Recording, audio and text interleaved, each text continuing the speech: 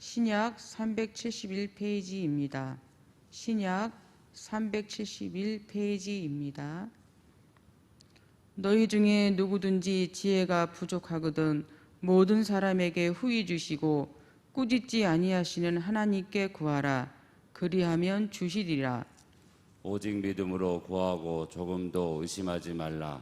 의심하는 자는 마치 바람에 밀려 요동하는 바다 물결 같으니 이런 사람은 무엇이든지 주께 얻기를 생각하지 말라. 두 마음을 품어 모든 일에 정함이 없는 자로다. 아멘. 마음이 청결한 자는 복이 있나니 마음이 깨끗한 자는 복이 있나니 그들이 하나님을 볼 것이미요. 아멘. 사랑하는 우리 시냇가 푸른나무교회 온 성도 여러분, 우리 성도님들의 마음이 깨끗하고 마음이 청결하여 날마다 하나님을 바라보고 날마다 예수 그리스도를 바라보는 그러한 복된 일들, 그러한 복된 날들을 살아가기를 간절히 소망합니다. 참 별거 아닐 수 있습니다. 훅 지나가는 것일 수 있습니다. 이 축복의 구절이고 축복의 말씀이 말이죠. 그런데 말입니다. 이 축복의 말씀과 이 축복의 이 기도의 제목들은 훅 지나가는 것이 아니라 우리의 마음과 우리의 생각에 꼭 새겨넣어야 될 그러한 말씀이라고 잠시 생각해 보았습니다. 왜냐하면 한번 고민을 하거든요. 우리 사랑하는 왕관의 보석 같은 우리 성도님들에게 처음 축복의 말씀을 뭘로 전할까? 첫 문구를 어떤 메시지를 선포할까? 우리 성도님들과 어떤 메시지로 함께 기도를 나눌까라는 그 고민에서부터 이 축복의 메시지가 시작하는 것 같습니다. 신약에 보면 서신서들이 참 많이 있습니다. 그 서신서들을 바라보면 맨 첫 구절에 항상 인사말이 있습니다. 인사말. 특히 사도 바울은 이러한 인사말을 참 많이 썼습니다. 은혜와 평강이 여러분들과 함께하기를 축복합니다. 원합니다. 라는 글들을 참 많이 썼습니다. 이것처럼 바울에게 있어서 이 은혜와 평강이 수신자들에게 항상 있기를 원한다 라는 그 메시지는요, 그냥 쓰는 것이 아니라 훅 지나가는 것이 아니라 아무 의미 없이 쓰는 것이 아니라 바울의 마음이에요. 바울이 정말로 이 편지를 바라보고 내 편지를 읽고 듣는 사람들의 마음과 삶 가운데 하나님의 평강이, 하나님의 은혜가 정말 오늘 하루 가득 넘치기를 소망하는 그 마음, 기도의 마음이 그 편지 앞 구절에 적혀 있는 것입니다. 우리 사랑하는 성도님들, 방금 축복했던 이 말씀처럼 우리 사랑하는 성도님들의 마음 가운데 날마다 마음이 깨끗해서 삶이 깨끗해서 하나님을 바라보며 하루하루 살아가기를 다시 한번 축복하고 소망합니다. 몇 달 전입니다. 제가 새벽 예배 때 야고보서 1장 1절에서 4절 말씀을 잠시 전한 적이 있습니다. 야고보서도 서신서이기 때문에 수신자들에게 문안 인사를 합니다. 1장 1절에 이렇게 나와 있습니다. 하나님과 주 예수 그리스도의 종 야고보는 흩어져 있는 12지파에게 문안한다라고 이야기하고 있습니다. 야고보가 문안하는 이유가 있습니다. 그 이유는 1장 2절에 나와 있는데요. 흩어져 있는 12지파, 즉 그리스도인들, 디아스포라 그리스도인들에게 시험이 지금 닥쳐있기 때문이에요. 그 12지파가 지금 하루하루 살면서 시험당하고 있고 힘들어하고 있고 고난당하고 있다는 소식이 야고보 사도에게 들려왔습니다. 그래서 야고보 사도는 그들에게 어떤 격려의 메시지를 할까? 어떻게 살아가야 되지? 어떻게 시험을 이길 수 있을까? 라는 그 생각에서부터 오늘 편지를 쓰기 시작했습니다. 야고보는 바로 그들에게 처방전을 즉시 내립니다. 시험을 당하도 걱정하지 마, 힘들어하지 마, 낙심하지 마 라고 이야기합니다. 왜냐하면 오히려 그 시험을 기쁘게 여겼으면 좋겠어. 그 시험을 기쁨으로 받아들이면 좋겠어 라고 야고보는 바로 처방전을 내립니다. 적어도 야고보 입장에서는 우리에게 찾아온 시험은 걱정, 근심, 우리를 힘들게 하는 것이 아니라는 것입니다. 바로 기쁜 소식이라는 것입니다. 야고보에게는 시험이 힘들고 지치고 우리를 낙심하게 하는 것이 아니라 바로 기쁜 소식이라는 것입니다. 왜 그렇게 생각했을까요? 왜냐하면 시험 가운데 처한 삶에서 하나님이 온전케 하는 역사가 이루어지는 것을 야고보는 보았기 때문이고 앞으로도 그것을 흩어져 있는 12지파에게 보기를 원해서입니다. 이 시험이 당했습니다. 그리고 하나님을 온전케 하는 그 역사가 이루어지기 위해서 야고보는 먼저 알기를 원한다라고 이야기합니다. 무엇을 알기 원하기를 원하냐면 바로 믿음은 살아있는 거다. 믿음은 하나님이 창조해 주신 거다라는 것을 먼저 3절과 4절을 통해서 알려줍니다. 그 믿음을 통해 인내하라고 합니다. 그 시험을 당하는 그 순간 인내해라. 왜냐하면 우리가 인내할 수 있게 하나님이 믿음을 우리의 마음 가운데 창조하셨다라고 합니다. 그렇게 창조하신 이유는 우리의 삶에서 온전케 하기 위해서, 완전한 자로 세우기 위해서다라고 이야기합니다.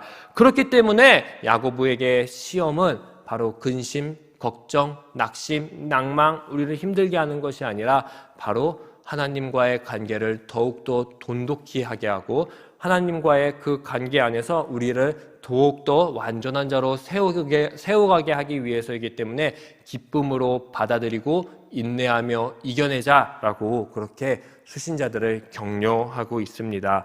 야고보는 살아있는 믿음을 통해서 인내의 삶을 살며 분명히 우리에게 온전해질 것을 선포했습니다. 그런데 여기 있는 우리들도 잘 알고 있을 것입니다. 그리고 이미 수많은 경험들을 해 오셨을 거라고 생각합니다. 나도 시험을 당했고 그래서 하나님께 믿음을 구했고 그 믿음을 있음도 우리는 확인했고 인내했는데 왜 삶의 변화는 도무지 이루어지지 않는 거지? 왜 내 삶은 계속 시험의 연속인 거지? 라는 마음이 들지 않으십니까? 저 역시 수많은 시험들을 경험해 왔고 당했습니다. 그 순간순간 나도 믿음을 확인해 봤고 저도 하나님 앞에 서봤습니다. 그리고 인내도 해봤고요. 그런데 잘 안 되었던 적이 참 많이 있었습니다. 왜 똑같은 시험 문제로 나는 매일매일 엎어지고 넘어지고 슬퍼해야 되고 힘들어해야 될까라는 생각을 했습니다. 그 순간 한번 깨닫게 되었습니다. 내가 믿고 기도하고 인내하고 하나님의 사람이 되겠다고 선포는 했는데 그렇게 살겠다고 하는 삶의 결단, 삶의 행동이 없었구나라는 그러한 제 영역을 발견하게 되었습니다. 저는 야고보가 전한 이 흩어져 있는 12지파의 그 상황과 오늘날 우리들의 상황이 별반 다를 바가 없다고 생각합니다. 똑같다라는 생각을 가집니다. 왜냐하면 역사는 옛날이나 지금이나 계속 동일하게 돌고 있기 때문이지요. 그리고 살아있는 하나님의 말씀은 과거에 매여 있지 않고 오늘 우리에게 우리의 삶을 즉각 처방해주는 그러한 말씀입니다. 그렇기 때문에 저는 야고보의 그 2000년 전의 그 말씀이 오늘날 우리와 별반 다를 바 없다라는 생각을 가집니다. 그렇다면 야고보는 오늘 우리에게 어떠한 삶의 결단을 원할까요? 우리의 삶의 결단을 통해서 하나님 앞에, 세상 앞에 어떻게 온전한 자로 든든히 서가기를 소망하고 있을까요? 1장 5절을 함께 우리 다 같이 읽어보도록 하겠습니다. 시작! 너희 중에 누구든지 지혜가 부족하거든 모든 사람에게 후히 주시고 꾸짖지 아니하시는 하나님께 구하라. 그리하면 주시리라. 아멘. 우리는 시험을 당하면 내 삶에 무엇인가 부족한 것이 발생했다라고 생각할 것입니다. 그리고 자기의 삶을 샅샅이 보겠죠. 무엇이 부족한지요. 세상의 사람들의 기준으로 봤을 때는 이러한 부족함들을 찾는 것 같습니다. 내가 오늘 이렇게 극심한 시험을 당하는 것은 돈이 부족해서야, 권력이 부족해서야, 힘이 약해서야, 명예가 부족해서야, 그리고 더 나아가 내면에서는 나의 탐심, 그리고 부족한 인격, 그리고 질투와 욕망과 믿음 등이 나타나게 되는 것 같습니다. 이런 수많은 부족한 것들이 나열되는 그 가운데에서 야고보는 특별히 부족한 것이 있다. 그것은 바로 지혜다라고 이야기하고 있습니다. 야고보서에서 지혜는 매우 중요한 개념입니다. 오늘 살펴보지 못할 것 같습니다. 나중에 3장에 가면 이 지혜에 관해서 함께 좀 구체적으로 나누고 싶습니다. 야고보는 시험을 당하는 자들에게 지혜가 부족하다, 지혜가 없어서다 라고 이야기합니다. 이 지혜는 바로 구하기 위해서, 이 지혜를 찾기 위해서 지혜가 가장 많으신 하나님께 구해라, 하나님께 기도해라 라고 야고보는 권면하고 있습니다. 그 이유는 너무 간단합니다. 4절과 5절을 보게 되면, 부족함이라는 그 단어로 4절과 5절을 보게 되면 바로 지혜의 부족함은 온전히 믿음의 인내를 이룰 수 없다라고 평가합니다. 인내를 이루지 못하는 자 안에서는 믿음이 살아있음을 발견하지 못합니다. 하나님이 창조해 주신 그 믿음을 발견할 수 없다라는 것입니다. 이런 사람은 궁극적으로 하나님의 뜻, 하나님의 비전, 하나님의 마음을 발견하는 삶을 사는 사람이 아닙니다.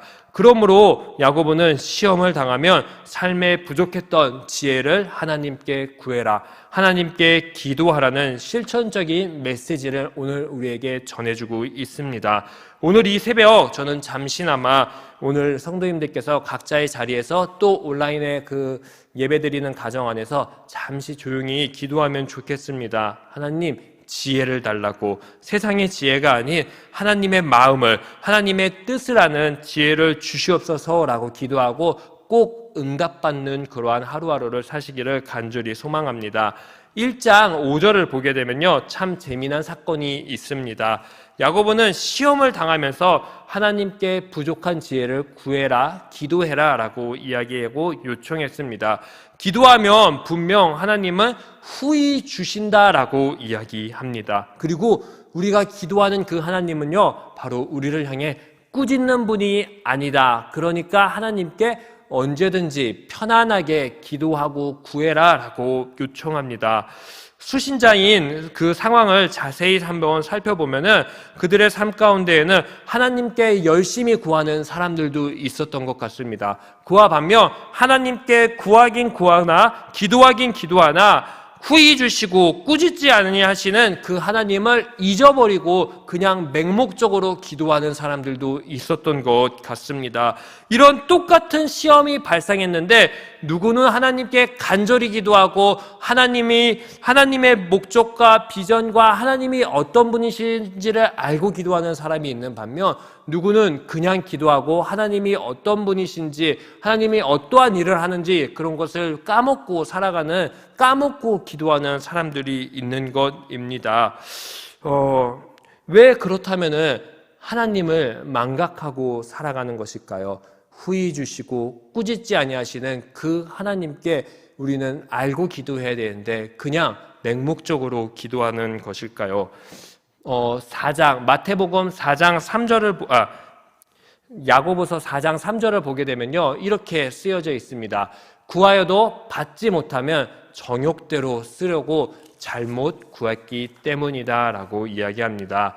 그들은 구했으나, 그들은 하나님께 기도했으나 하나님의 뜻, 하나님을 알고 하나님의 비전과 마음을 알아 기도한 것이 아니라 바로 맹목적으로 자기 마음대로, 자기 정욕대로, 세상의 방법대로 세상과 똑같이 구했기 때문이다라고 이야기합니다. 즉, 나의 부족한 것을 발견하고 하나님, 저에게 지혜를 주십시오. 하나님의 지혜를 주십시오. 하나님의 뜻을 주십시오. 하나님의 목적에 맞게 다시금 살아가겠습니다 라고 기도하는 것이 아니라 나의 지혜, 나의 성공을 위해서 기도했던 것이기 때문입니다. 그렇기 때문에 야고보는 그러한 기도는 잘못됐다, 정욕대로 기도하고 있다라고 평가하고 있습니다. 이처럼 하나님의 뜻을 구하지 않는 지혜는 잘못된 지혜입니다. 자신들은 하나님을 늘 믿고 구하고 있다고 생각할지 모르지만 하나님의 뜻을 빼고 하나님의 목적을 빼고 하나님을 향한 비전을 빼고 기도하는 것은, 즉 기도하는 것이 아님을 야고보는 다시 한번 우리들에게 생각하게 해줍니다. 그렇기 때문에 그들의 삶을 자세히 살펴보면 늘 시험의 연속이고 늘 시험이 발생했을 때 기쁘게 여기지 못하고 승리하지 못하고 늘 삶의 구렁텅이처럼 늘 돌아가는 쳇바퀴처럼 동일한 삶을 살아가는 것입니다. 야고보는 구하여도 받지 못하는 사람을 자기 정욕대로 쓰는 잘못된 사람이라고 평가했습니다. 그런 사람은 바로 하나님께 구하여도 의심하는 사람이라고 평가합니다. 이 말씀을 6절에서 7절, 8절 말씀을 한번 세 번역으로 한번 가지고 왔는데요. 한번 이 세 번역으로 함께 한번 읽어보도록 하겠습니다. 조금도 의심하지 말고 믿고 구해야 합니다. 의심하는 사람은 마치 바람에 밀려 출렁이는 바다 물결과 같습니다. 그런 사람은 주님께로부터 아무것도 받을 생각을 하지 마십시오. 그는 두 마음을 품은 사람이요 그의 모든 행동에는 안정이 없습니다. 라고 오늘 야고보는 그 수신자들에게 이야기하고 있습니다. 믿음으로 구했으면 구한 대로 살아야 하는데 구한 것과 다르게 사는 삶, 그런 삶은 결국 자기 정욕, 자기 욕망에 사로잡힌 사람이라고 이야기합니다. 내 안에 하나님을 향한 믿음을 발견하지 못한 사람이라고 이야기합니다. 그래서 구하여도 날마다 의심하는 것이고, 그래서 구하여도 하나님 앞에 삶의 결단을 하지 못하는 것입니다. 왜냐하면 의심하기 때문이죠. 이거 구한 거 진짜 될까? 라고 생각하면서 나 예전에도 열심히 구했는데 어차피 하나님 또 가만히 계실 거야. 네, 이러한 의심 말이지요. 하나님을 향한 믿음이 없으므로 그들은 세상의 여러 가지 시험이 발생했을 때 결국 하나님의 뜻으로 터벅터벅 걸어가는 것이 아니라 자기가 알고 있었던 방법, 자기가 여태까지 생각해왔던 방법, 세상의 방법으로 다시금 기도했던 것과 다르게 하루하루를 살아갑니다. 그렇기 때문에 바람에 밀려서 그리고 출렁이는 바닷물결같이 시험의 목적대로, 시험에 이끌리는 대로 결국 죄를 지으면서 하루하루 살아가게 되는 것입니다.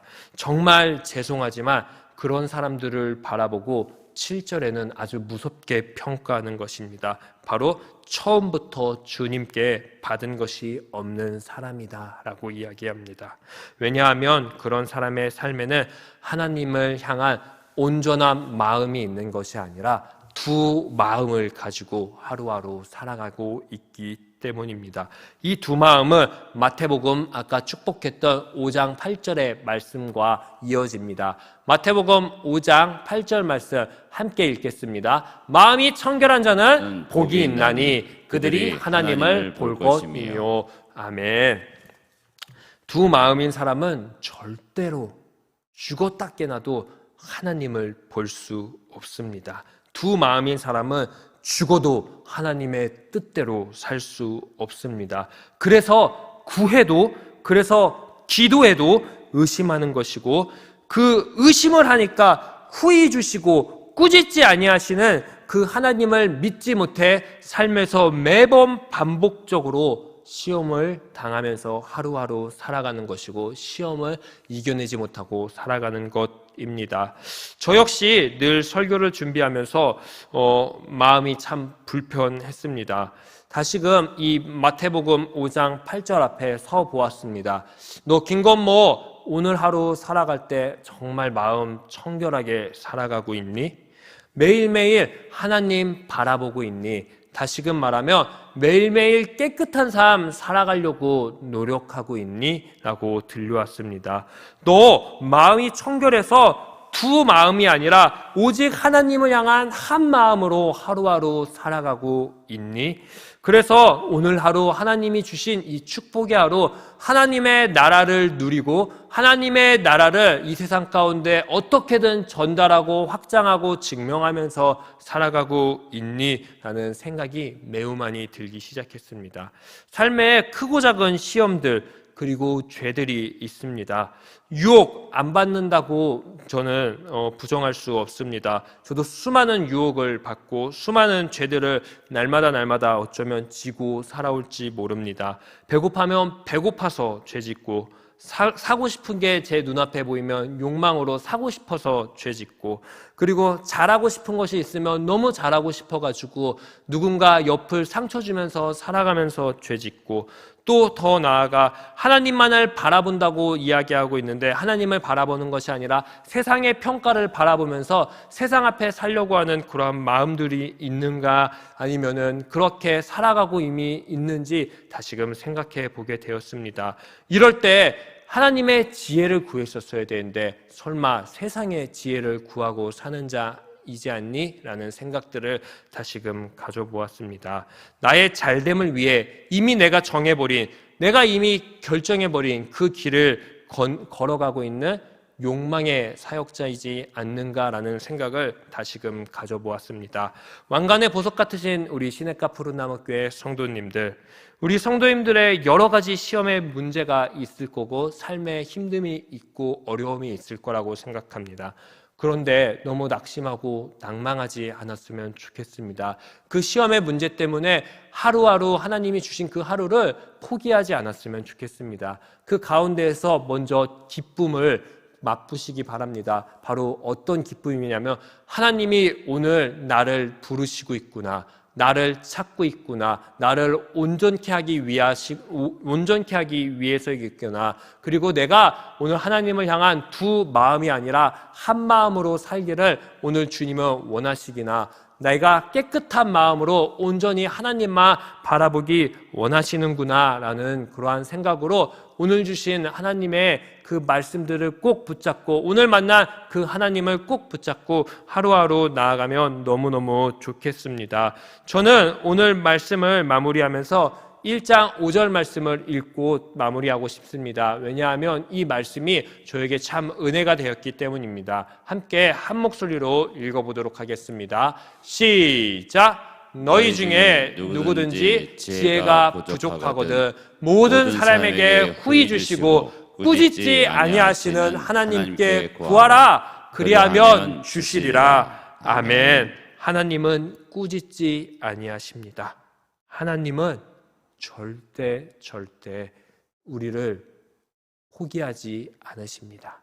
하나님은 우리가 이야기하는 거 다 듣고 계시고 우리가 가장 부족한 지혜를 다시금 채워주실 준비가 되어 있습니다. 그 하나님께 다시금 오늘 돌아갑시다. 기도합시다. 두 마음이신 분이 혹시 오늘 이 자리에 온라인을 통해 예배드리는 그 가정 가운데 있으십니까? 그러면 더 멀어지기 전에 돌아오십시오. 그분은 꾸짖지 아니하십니다. 혹여나 내 남편, 내 아내, 내 자식, 내 손자, 내 손녀들이 두 마음으로 살고 있습니까? 그렇다면 야고보가 오늘 실천적 메시지를 준 것처럼 지혜 많으신, 꾸짖지 않으시는 그 하나님께 우리의 자녀들과 우리의 가족을 위해 이름을 불러가며 기도합시다. 그리고 속으로만 생각하는 것이 아니라, 그리고 속으로만 결단하는 것이 아니라 내 삶 가운데 이제는 조금씩 기도했던 것, 하나님께 구했던 것을 표현하는 우리 거룩한 시냇가 푸른나무교회 성도님들 되시기를 간절히 축복합니다. 우리 이 시간 함께 기도하도록 하겠습니다. 우리 기도할 때 이렇게 기도하면 좋겠습니다. 무엇을 구하든지, 무엇을 기도하든지 내가 내 삶 가운데 가장 먼저 하나님께 지혜를 구하는 삶을 달라고 기도하십시오. 그리고 두 번째로 이 기도의 내용들이 삶의 결단으로 이루어지기를 축복하고 소망하며 기도하십시오.